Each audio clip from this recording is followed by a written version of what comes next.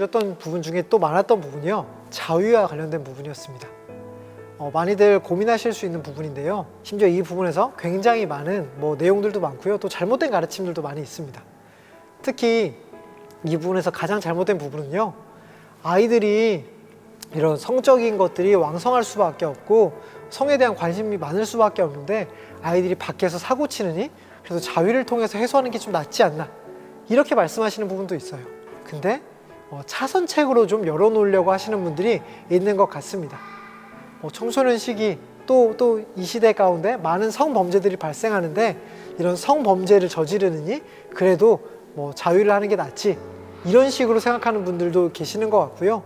또 하나는 자위를 안 하는 사람이 어딨어, 이 시대 아이들 대부분 저지르는 것들인데 이것까지 너무 강하게 얘기할 필요는 없지 라고 생각하는 것 같습니다.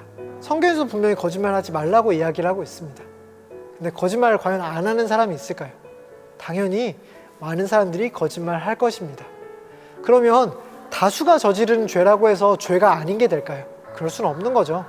다수가 저질러도 분명히 성경이 금하고 있는 부분이 있기 때문에 이 부분은 안 된다라는 것입니다.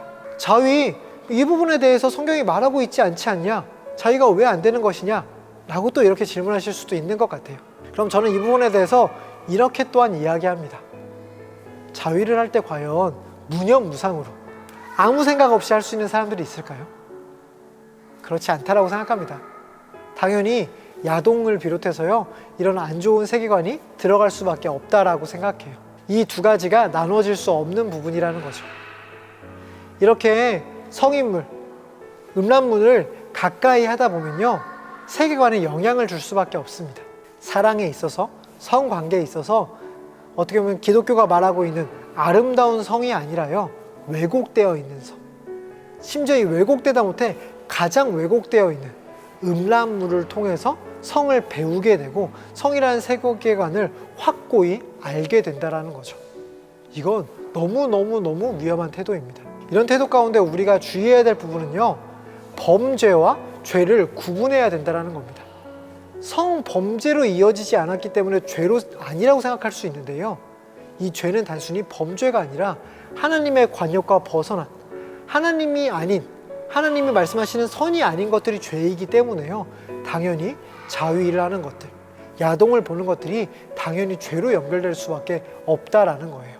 특히 온라인이 익숙해지는 시대 가운데서요, 오프라인으로 만나지 않는, 온라인으로 만나는 사람들에게 이런 음란에 대한 이야기를 해버리는 것, 성희롱, 특히 이 상대방을 성적 대상으로 보지 않는 것, 인격적인 존재로 보지 않는 것들이 너무너무 큰 문제로 나타나고 있습니다.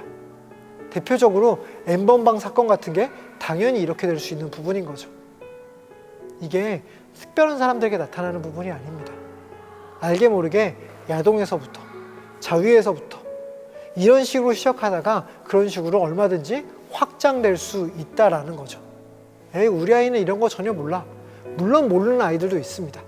그러나 이미 알고 있는 아이들도 있을 수 있다라는 거죠. 우리는 이 부분에 큰 관심을 가질 필요가 있다라는 겁니다. 이런 차원에서 우리가 생각해 봐야 될 부분이요, 혼전순결 너무 중요하다고 했습니다. 더 중요한 건요, 영적인 혼전순결이라고 생각해요. 나 혼전순결은 지켰는데 나 성관계는 안 했어.